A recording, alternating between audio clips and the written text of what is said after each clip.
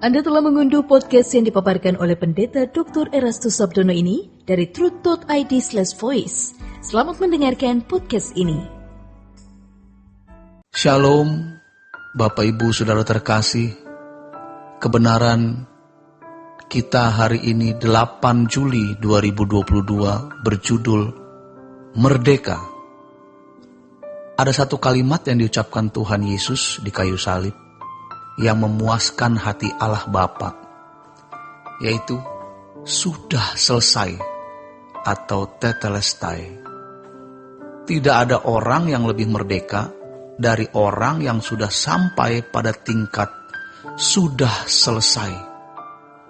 Manusia pada umumnya atau hampir semua manusia bergerak melakukan berbagai kegiatan hidup untuk mencapai apa yang dia pikir belum dicapainya, meraih apa yang dia pikir belum diraih, dan menurutnya harus diraih.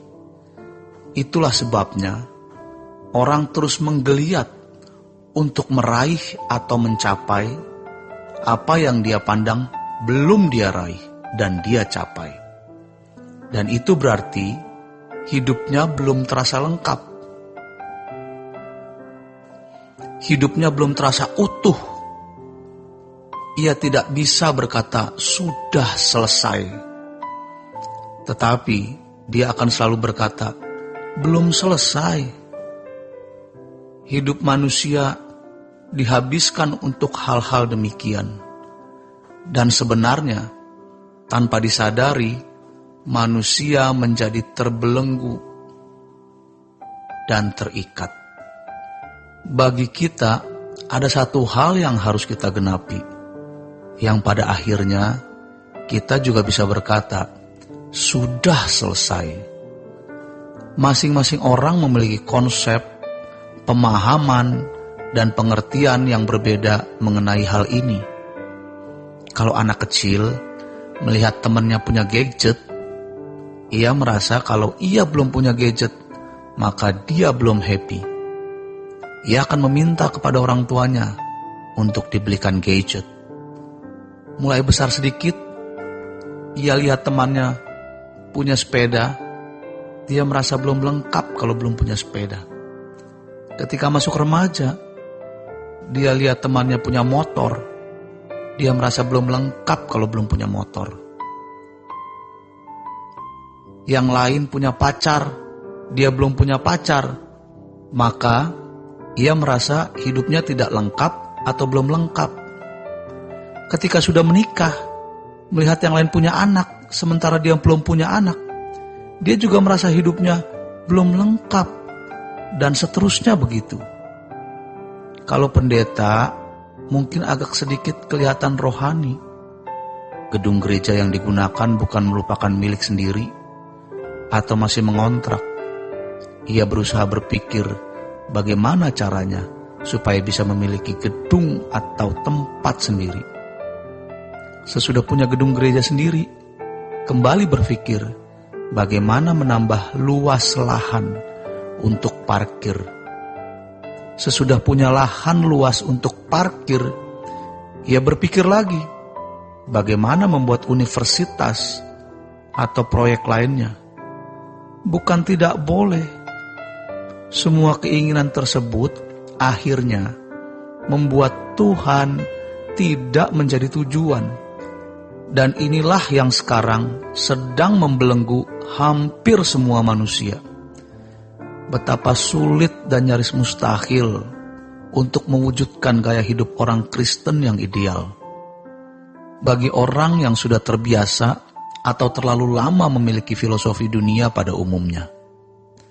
Tetapi, kalau kita sudah terpilih sebagai umat pilihan, tidak bisa tidak, kita harus mengenakan gaya hidup yang dikenakan oleh Tuhan Yesus. Kita tidak bisa menghindari itu. Ketika ada seseorang berkata kepada Tuhan Yesus, Tuhan, aku mau ikut kemanapun engkau pergi. Jawaban Tuhan seperti tidak menjawab pertanyaan dari orang tersebut, di mana sebenarnya Tuhan bisa menjawab, boleh atau tidak. Tuhan menjawab dengan satu pernyataan. Serigala mempunyai liang, burung mempunyai sarang, tetapi anak manusia tidak memiliki tempat untuk meletakkan kepalanya. Seakan-akan Tuhan mau berkata, jika kamu ikut aku, maka tidak ada lagi yang kamu harapkan. Jadi, apa yang ditargetkan oleh Tuhan Yesus? Yohanes 4 ayat 34 berkata, makananku melakukan kehendak Bapa dan menyelesaikan pekerjaannya. Kalau dalam teks terjemahan lama dikatakan, rezekiku melakukan kehendak Bapa dan menyelesaikan pekerjaannya. Dari bangun tidur sampai tidur lagi, orang mencari rezeki. Rezekinya tentu uang, biasanya begitu. Tetapi rezeki Tuhan Yesus adalah melakukan kehendak Bapa. Jadi, yang penting adalah bagaimana seseorang melakukan kehendak Bapa, dan setiap orang tentu berbeda-beda dalam melaksanakan kehendak Bapa itu. Apapun dan bagaimanapun, setiap individu harus memperkarakan hal melakukan kehendak Bapa ini. Jadi, memang mutlak, begitu bangun tidur, seseorang harus menghadap Tuhan yang memberi hari, kehidupan, dan kesempatan, lalu berkata, apa yang harus aku lakukan, Tuhan? Apalagi orang percaya yang telah ditebus oleh darah Tuhan Yesus, di mana kita bukan milik kita sendiri. Dalam 1 Korintus 6 ayat 19 sampai 20. Maka kita hidup hanya untuk kemuliaan Allah.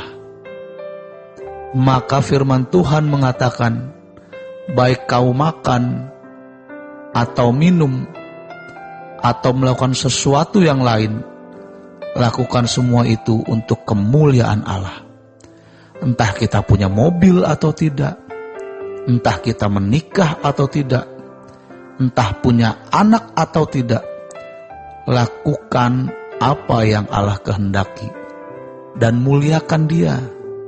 Dan sejujurnya, walaupun kita sering mendengar kalimat-kalimat khotbah seperti ini, tetapi itu belum teraplikasi dalam hidup kita secara konkret. Kita menganggap sepi tindakan-tindakan kita yang sebenarnya belum sesuai dengan kehendak Allah. Tapi kita merasa nyaman-nyaman saja.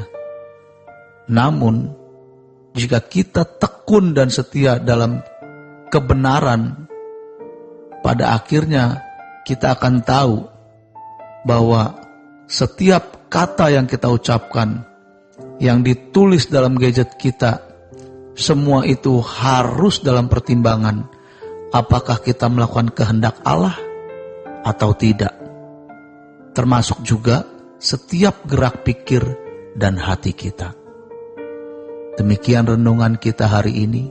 Selamat berjuang. Tuhan Yesus memberkati. Untuk berlangganan renungan harian dalam bentuk cetak, silakan hubungi Truth Literatur di nomor telepon 0878 7870 7000. Untuk mendapatkan CD khotbah, MP3 renungan Truth, dan CD album lagu produksi Sola Gracia, Anda dapat menghubungi di hari dan jam kerja di nomor telepon 021 638 60953. Tuhan Yesus memberkati. Sola Gracia.